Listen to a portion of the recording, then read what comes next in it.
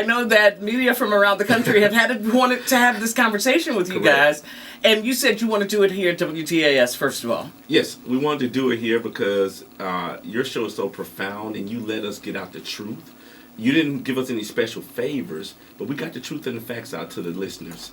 And it went all over the world. And when I mean all over the world, overseas, we got messages. And even Ebony can jump in about that as well. Absolutely. My DMs on Instagram, messages on Facebook, people have been reaching out saying they didn't know this information, they didn't have this information, and they were thankful for you giving us that platform to be able to explain everything in detail about what's been happening with this case. Yeah. And a show that's representative of us. So we wanted to give you the exclusive. No one has it. No one has heard about our meetings with Mr. Cosby for now, the first time yesterday. On Friday is the first approval outside his attorneys.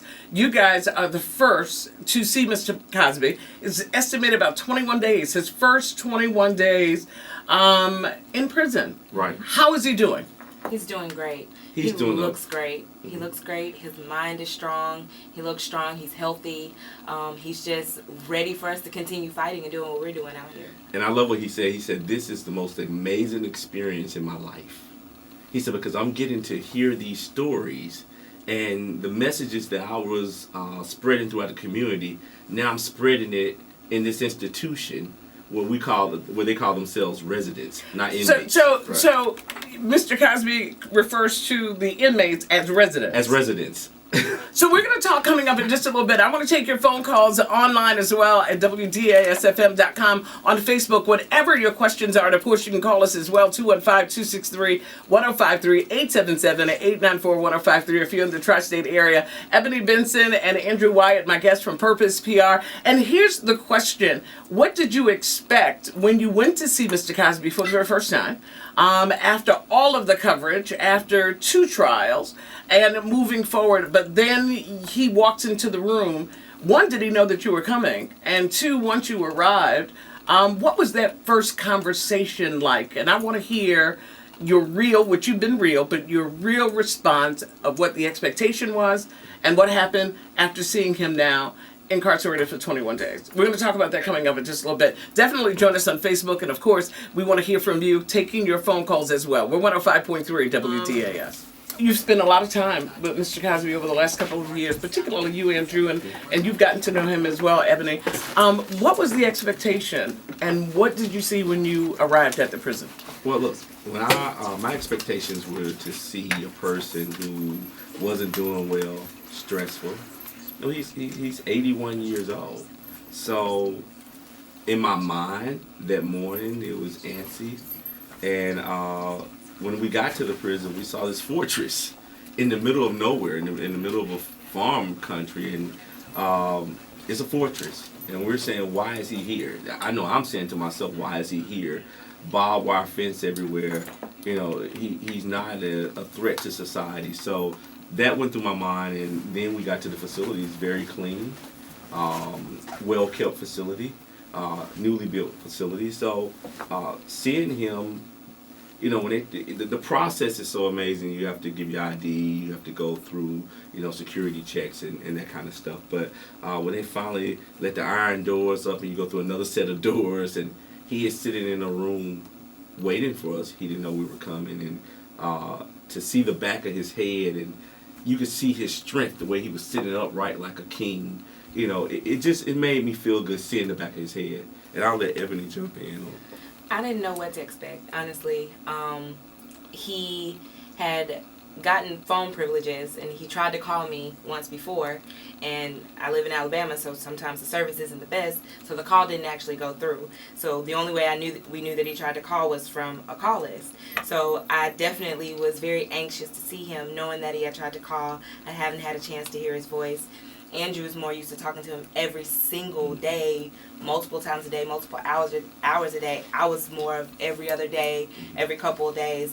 But still, going this long after being involved with this and the magnitude that we have been, it was very anxious feeling. I didn't eat anything the entire one. I honestly didn't eat until we had dinner with you last night. So it was nerve-wracking because we knew we had gotten the official clearance, but we didn't know what we were going to experience when we actually got there. As Andrew said, we pulled up. The place it's a beautiful facility, but it's massive.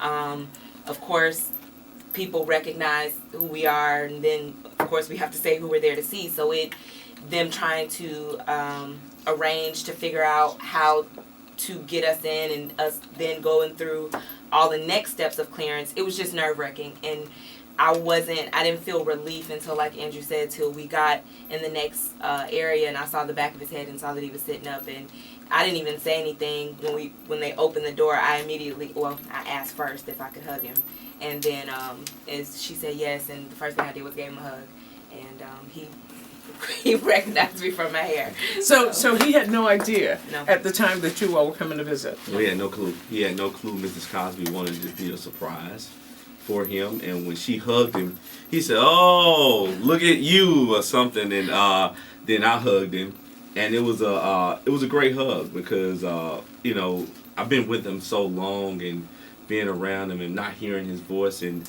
not having him call one time. He didn't call. So to see him how strong he was, the first thing was like, man, your skin look good. I want to move it.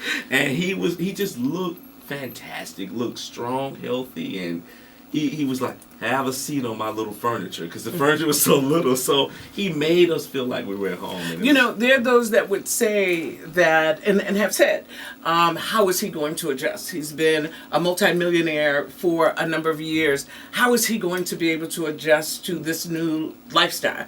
How would you respond to that? I think before Mr. Cosby was a millionaire, he was a poor black person right here in Philadelphia. So I don't think you ever forget being poor, having to go without, having to live on bare minimum. And then also, this facility is very professional. The one thing he spoke about was the fact that they're doing their jobs and he is following along with the rules. It's not a hard process for him because, as he talked about, he's been in the military before.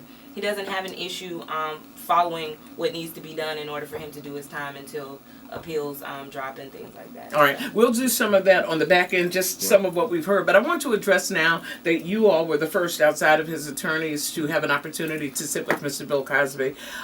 So over the weekend and over the last week or two, there are some things that supposedly happened. Saturday Night Live as well did a skit. Can you talk about some of the things you may have heard that may have happened to Mr. Cosby and what the realities and truths are? Well, here's the truth. No hot dog was thrown at him. Okay, so there was a story. There was a story on Radar Online that someone threw a hot dog bun and he slipped. Then there was another story of a chicken patty. And then there was a story about Wendy Williams calling Mrs. Cosby. All false. And of him falling down the steps. All false. There are no steps.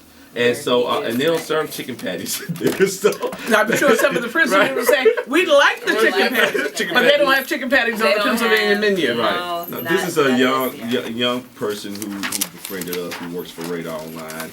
His name is Nick, and young constituents, and he got a job with Radar Online, and he was close to us, and he just started making up these rumors. It's unfortunate, but that happens when you let people in who have an agenda, and that's okay. But Mr. Cosby laughed about it. He said, "Look, man, they don't have no chicken patties in here."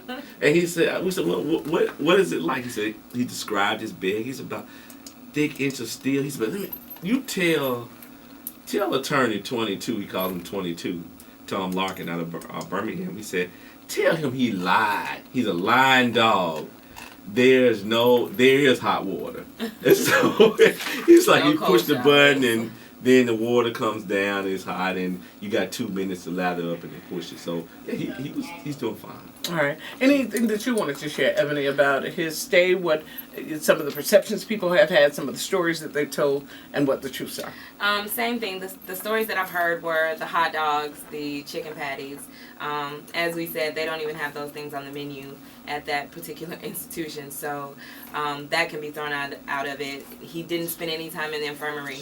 Any time he does spend in the infirmary is for them to do their normal health checks that they do for all inmates, and then he is also still within his first 30 days, so he's still in a processing phase. So there's no infirmary, there's no falling down the steps, no chicken patties, no hot dogs.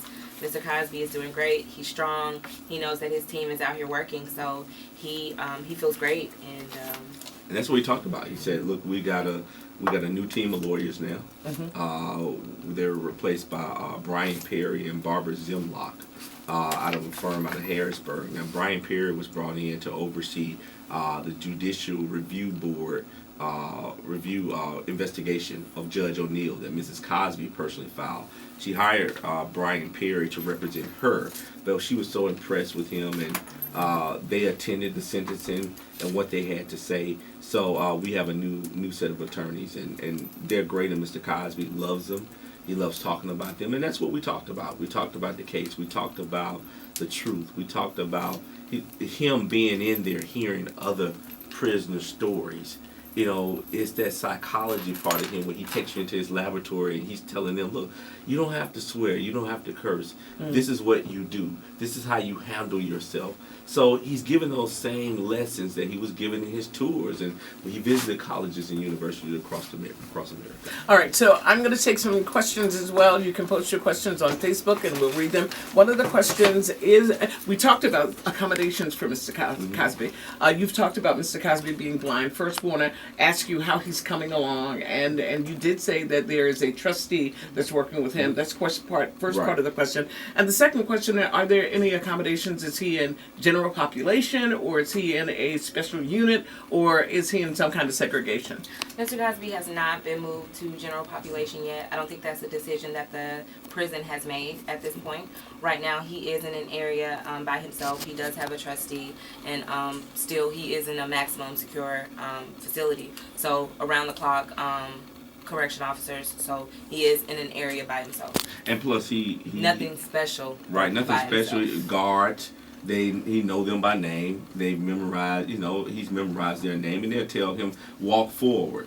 And he'll walk forward on their command of voice and grab my shoulder. He'll grab their shoulder, and they'll lead him. They gave him a cane. He has an actual real cane that you see the elderly walk with, so he has that cane. But yeah, he's doing really, really well.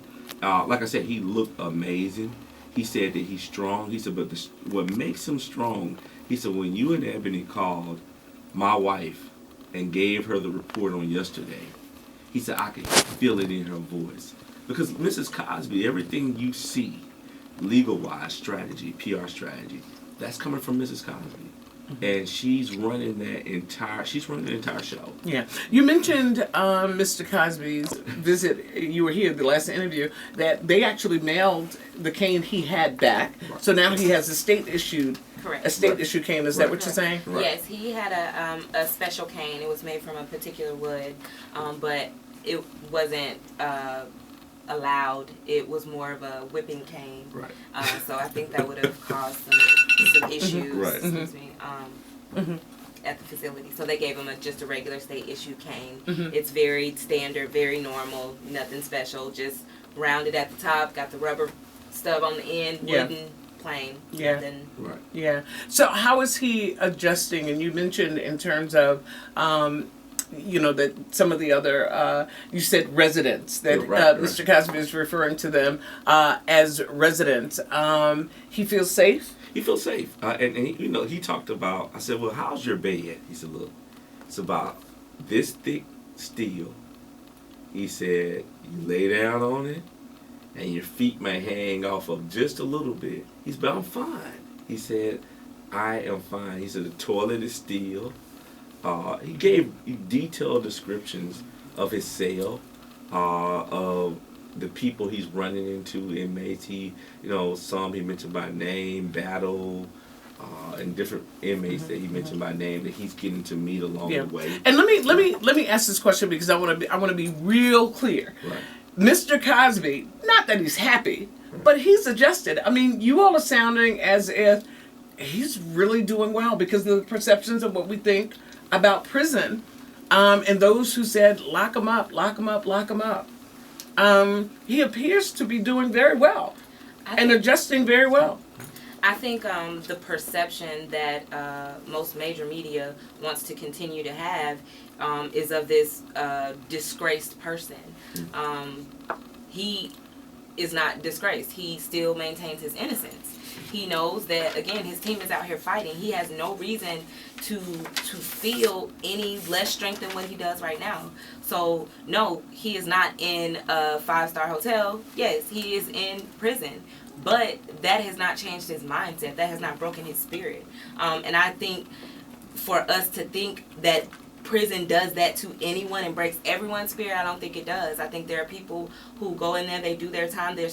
There are things that happen. There are adjustments that happen, but everyone's spirit isn't broken because of that, especially when you know you're innocent. One of the things you mentioned too, Andrew, is how he related his activism and from the 60s and the 70s, and how he has related that to his current situation. Right. Can you expound on that? Right. Well, he talked about spending time with Martin Luther King Jr., Malcolm X, and Nelson Mandela. And he told the story of how Nelson Mandela went blind. He was working in a lime cave, and he said the sunlight from hitting the lime rock blinded him. He said, they all told me about their struggles. He said, now they said, look, Bill, if you continue to live long enough, you're going to have to face this issue too of civil rights. So the 60s are the 21st century when you look at it. When you see what they have done to him, as he said today, we asked him the question. We said, we're going on this show. We're giving Frankie Darcell the exclusive. And what do you want her to know? He said that these are the United States of America. And in the United States of America, it's about truth and facts, if allowed. Only if allowed. He said, the problem is they're trying to not allow me to get the truth and facts out. And he said, by you all going on her show, I want her to know. I want her listeners to know. I want people on social media to know. Look at the truth and facts. I shouldn't be here, but I'm here. And this is an amazing experience because I'm going to be able to write about it. I'm going to be able to write music about it. This experience.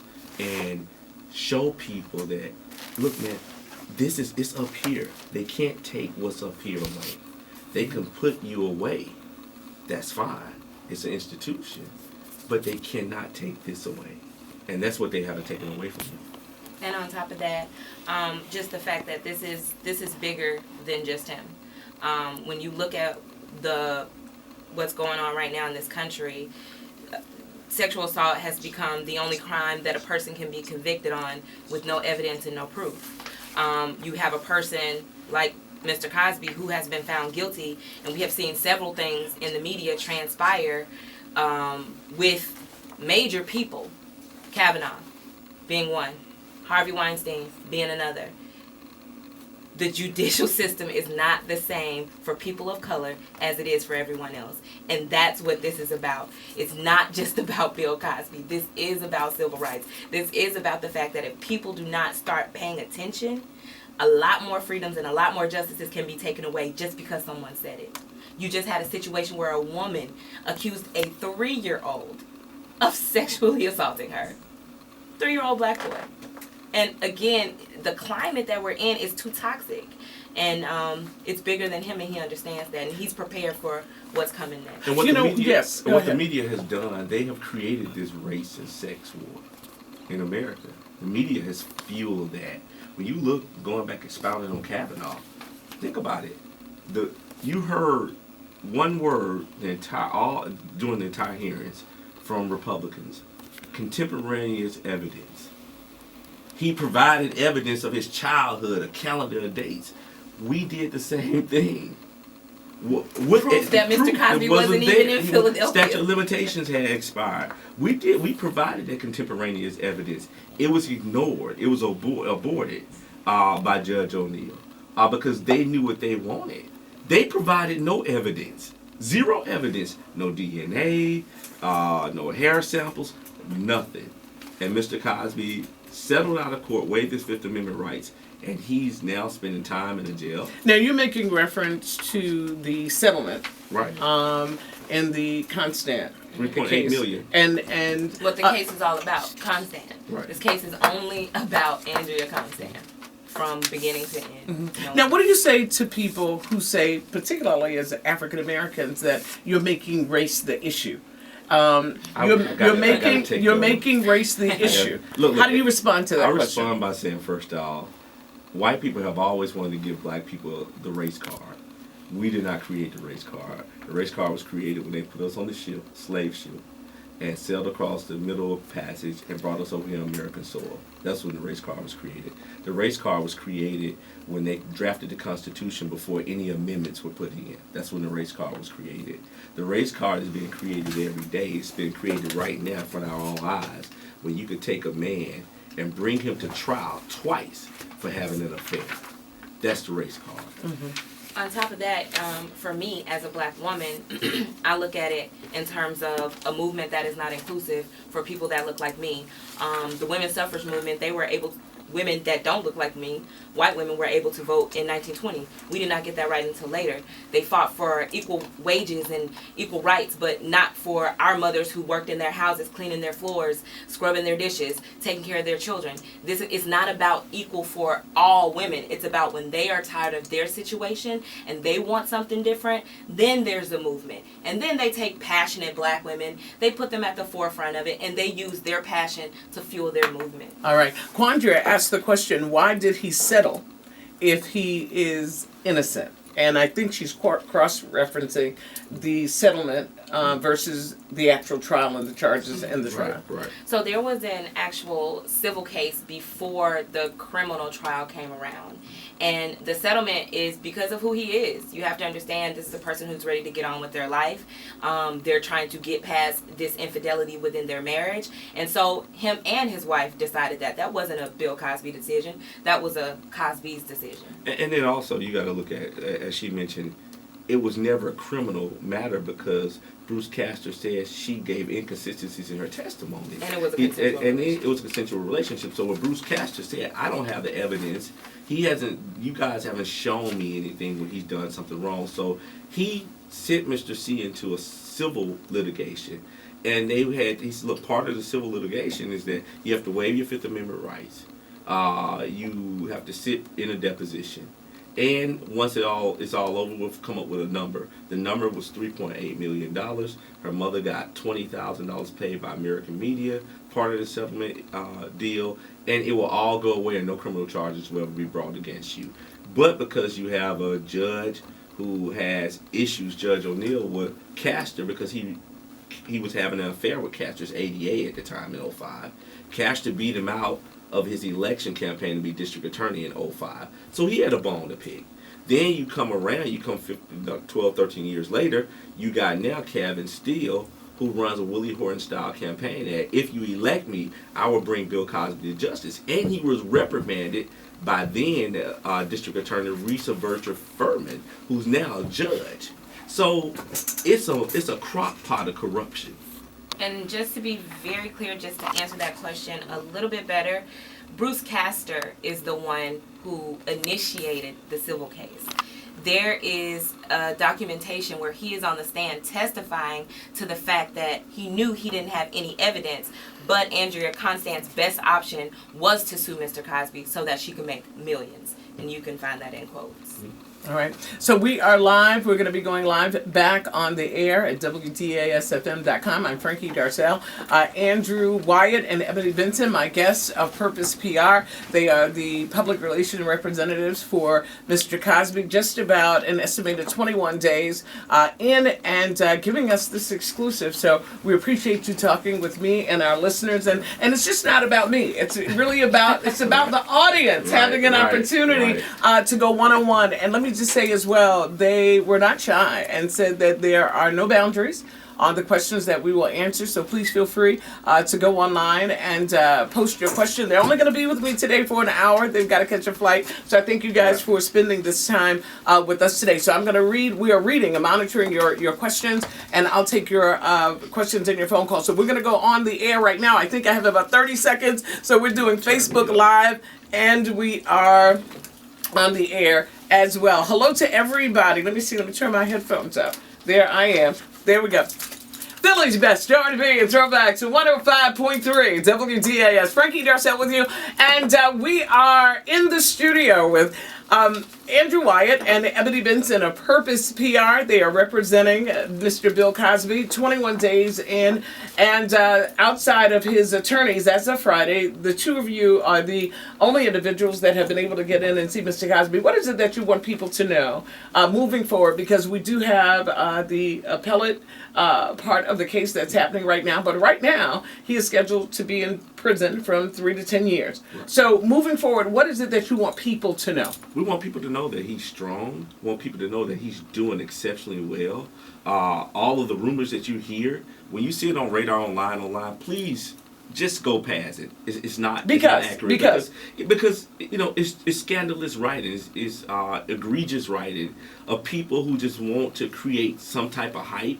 Mm-hmm. So those things that some of the things that have been out there, we saw the Saturday Night Live skit. That's the Saturday Night Live skit. But there were two other stories that have been out there. One something about a chicken patty and something a hot dog. No one. Did that happen? Never happened. Never happened to him. But we want people to really know that this man is an American citizen, and he hasn't been treated like an American citizen. They throw him behind bars for infidelity. No rape. He never was accused or charged with sexual assault, indecent sexual assault, but he never was accused or charged with rape. Mm-hmm. Not 60 women. This case was about. But he now has to register for the rest of his life based on the testimony from the psychologist that is now what he will be labeled as sexual moving violent forward. Predator. Mm-hmm. An 81-year-old blind man, a sexual violent predator in the community wasn't safe. An expert, by the way, who never sat down with him in person. Mm-hmm. The expert that the district attorney used gave her analysis based off the information from the case. Mm-hmm. She read about additional witnesses that were being added, all these other accusations. She gave her, in my opinion, her expertise was biased. Right. Again, she did not sit down physically with Mr. Cosby and evaluate. As we close on the air, we're definitely online at WDASFM.com. We are live on Facebook. We are taking your phone calls as well, 215-263-1053, 877-894-1053. Thank you for No Boundaries. They came to me and said, we want to do this interview,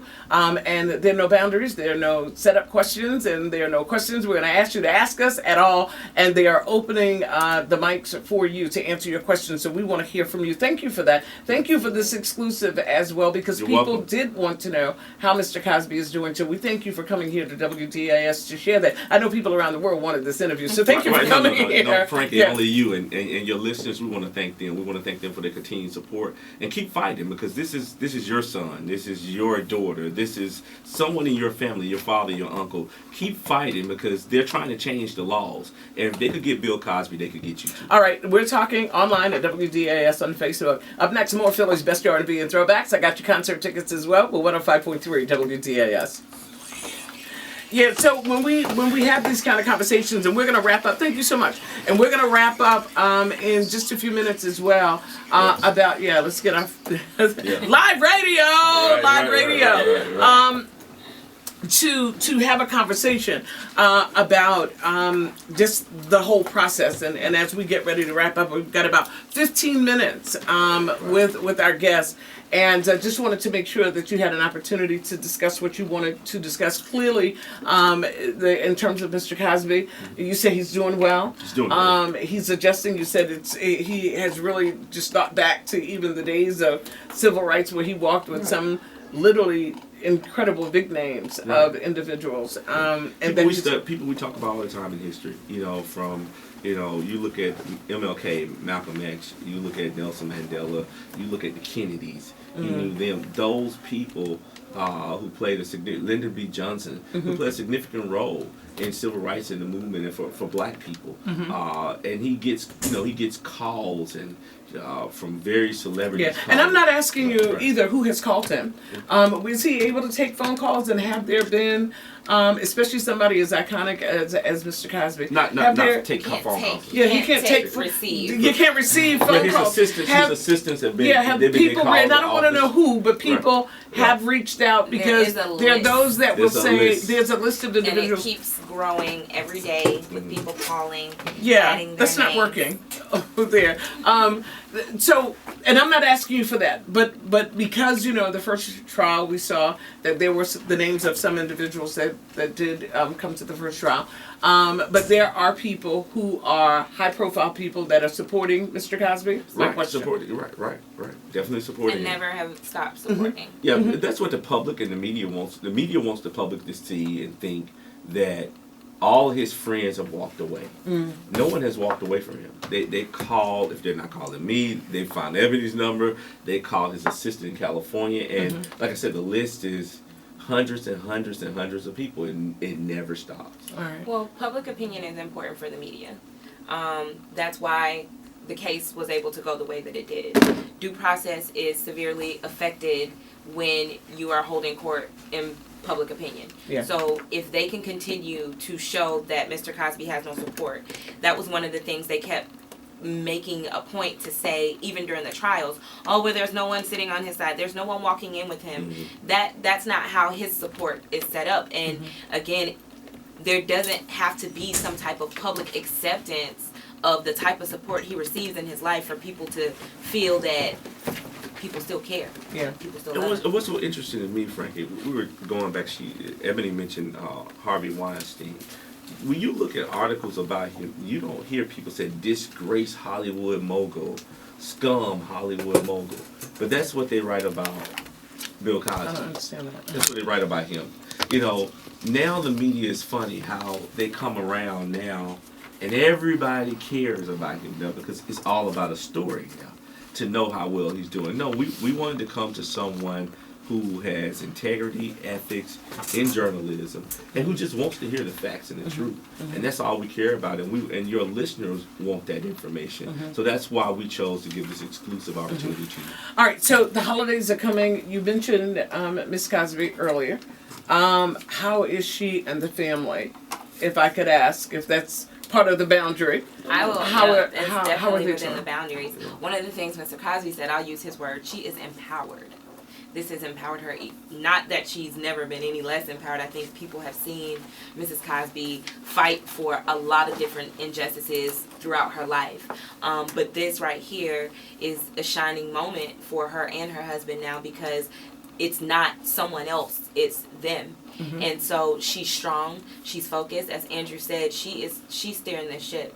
She has found the legal team that works the best for the vision she has for vindication for Mr. Cosby. All right, great. We have a phone call. Can we take a phone call?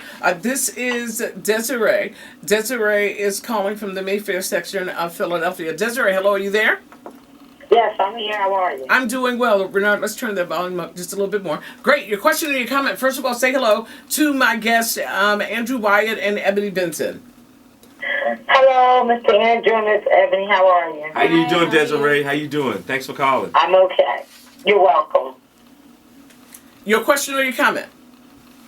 Oh, yes. My comment is in regards to Mr. Bill Cosby and some of the concerns that was raised was that anytime there has been a traumatic experience, one, we are taught to call 911 immediately. Two, not to return back to the scene of the Additional cases. They have been These are rescinding just degrees allegations. since fall of 2014. Rescinded him from everything with no evidence. We sent letters to universities, our attorneys, and saying, how can you, law schools, Fordham, how can you rescind him when we all are taught about due process? No response. So not. One little red penny. No. All right. We want our money. So we're going to take just a few more phone calls as well. And I did want to make sure, again, thank you for coming in and having this conversation with our audience today. We appreciate that. Thank you guys always for watching and being so engaging. And the questions are loading up as well on Facebook. This is from Anthony. Anthony says, how could she take money, then testify against Mr. Cosby? That is Anthony. This is the system. This is the country we live in. That's how. They make the rules differently for people that look like us. There's no way that she should have been able to come back and make any claims criminally against Mr. Cosby. But when you have a system that is designed when you have a district attorney, a judge, her own personal attorneys, and the media complicit. That's how it was able to happen. And it just shows you that the judicial system is an elitist white male system. It's not for black people. Because think about it, it just shows it was about color. She's not even an American citizen. And she could come over here and just make a claim and an allegation, strike it rich, and then come back 13, 14 years later and strike it rich again by rescinding the agreement that she agreed to, saying, hey, everything is done. It's dissolved. It's over with. What's the settlement? There was no red 3.8 million. penny given back from that either. Right. No All right. money. So as we wrap up, and we've got about 3 minutes. I'm trying to get it all in. Right. I am trying to get it all in. So where are we now? And what is the next? Next step, attorneys Brian Perry and Barb Zimlock, she's the appellate attorney, they're working on the appeal. They're getting the appeal together. They're working on some other things to try to get him on the ground, bail-related things. But we will be having meetings with them this Thursday to go over all of the details of everything that's going to be released sometime next week. Mm-hmm. Same, and in the process, keeping his spirit strong, us going to see him and checking in with him, waiting on those phone calls, and continuing to do what we're doing right now. If we can have more opportunities like this, where we can tell the truth, like Mr. Cosby said, if it's allowed, for the entire 34 months of this case, the truth about what's really been going on has not been allowed. Mm-hmm. There have been versions of the truth. There have been pieces of the truth. There have even been exasperations of the truth. But the bulk of it has not been revealed. And that's where we are, and that's what we'll do going forward. And also, I want to just say a special thank you to Phoenix Prison and the guards and the incredible staff that he talks about, that they're just doing their job. They have to follow things by the book. Mm-hmm. Those are the rules. And he's very appreciative of them and the residents there. When we were leaving, the residents noticed Ebony and I, and they came over and hugged and said, hey, great job. And they knew our names. Yeah. And they said, and then they screamed out in front of all the other guards, Bill should not be here. Wow. So it was great. And I got to tell you, and to all of those who are there, thank you for listening to the show as well. Several messages as well from those who are actually there, who listened to the headline show at 7 a.m. We did a throwback on that and replayed that interview. There. So I thank you once again for this opportunity and look forward to keeping engaged, especially when you see something like this and as major a case as this is. I like to be able to talk to those people who are literally at the table. It means a lot to have this platform. Your platform is amazing. The people here are amazing. You have an amazing show, amazing listeners, even on social media. And we just want to thank them for the opportunity as well. Good. And I've got an amazing staff, so let me just thank Renard as well and Sydney. We all, no matter how, we make it work. Y'all make it work. You do a great we make job. it work. So let me just shout them out as well. And let me also say, when the time comes, and if the time comes, that Ms. Cosby is ever going to speak, please know that I would love to sit down and have a one-on-one. I could definitely say it right here. You would be the first show, if it should happen, that we would encourage her to come to. Good. Well, thank you so much. Thank you. Closing comments? Anything that I did not ask you? You want to close with? No, I just want to encourage listeners, viewers, to continue to search for the truth. Don't be so easily swayed by vicious propaganda perpetuated by the American media. Be strong, be fierce about your people, be fierce about what we have to do in order to become better as a whole. And I just want to say, our people, black people, are a perspicacious group of people. We're smart, we're intelligent, and we don't have to let someone tell us who to hate and how to hate. We don't need that. For so long, black people have let white people tell them who to hate, how to hate, when to hate, and turn on your own. But you can't do that to them. You don't see them letting you run Harvey Weinstein's name through the mud. His reputation. You don't see degrees being rescinded for him. His name is on a lot of stuff. Can I just be the angel's advocate? And as I said, I was going to let them go. Right. I have to literally let them go, but I have to ask you this. So, race is an issue in this trial. in this country. In this country, which has morphed into this trial. Yes. Mr. Cosby has benefited from those multi-relationships, clearly of white folk, as much as he has of black folk. What is the difference now to discuss race? I think the envy has always been there. You know, they have not stopped coming for him. This has been going on for 50 plus years. He was on the Nixon's list. Attacks on Mr. Cosby. He was named a communist on the Nixon list because he refused to perform in the White House for Nixon. Him and Dick Gregory was on that list and a host of other people. This is nothing new to them. This type of dictatorship. And Mr. Cosby is aware of that. He's is what I'm saying. And Mrs. Cosby. And what I was going to say is race was never not an issue for him. Again, he started in a fashion that is a lot different from where we are now in today's society. But he had a lot to overcome. Race has never not been an issue for him. And even throughout his career, he searched for a way to humanize all races, but that never meant that he was no longer a black man. That never meant that he no longer had any issues, no longer had any problems. Bigger problems, bigger levels, bigger devils. And look, when you think about it, when you think about race, think about him being the first black to win the Emmy at I Spy. And they wouldn't show I Spy in certain states in the South. Race has always been an issue. This black man starring with Robert Koch on a highly rated show, and he's the first black to win an Emmy, says a lot about race. And also, race has not been an issue because he has always empowered his race. He has always empowered his race. And when we look at history, unification of our people is a problem for the powers that be. Right. I promise I'm giving you your closing line, and I'm not going to say anything else. But that question crossed my mind, and I think I'm half screamed, but go ahead. I'll be there last time visiting us. So. I believe people, you know, Mr. Cosby is a civil rights icon. He has helped millions of men and boys across this country. He has used his celebrity, as Ebony stated, to humanize all races, all genders, and empowerment is what he lived for. As he said today, this is a revolution. This is the real revolution of vindication for him, but vindication for all people, black people that look like us who are locked up illegally, and for us not to become a victim, because we were not born into this world as victims. All right. Great. Thank you.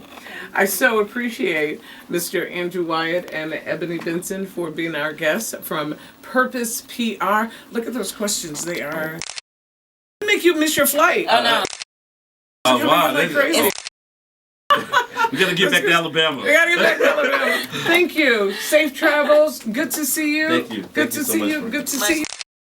So Goodbye, much. All right. I'm gonna get Sydney to shut that off before we move, because we're crazy when we move around on Facebook Live. And so bye to everybody. Bye. Bye. Thanks, See you guys Facebook later. Live. Thanks, Frankie Thank you guys. Darcell Show.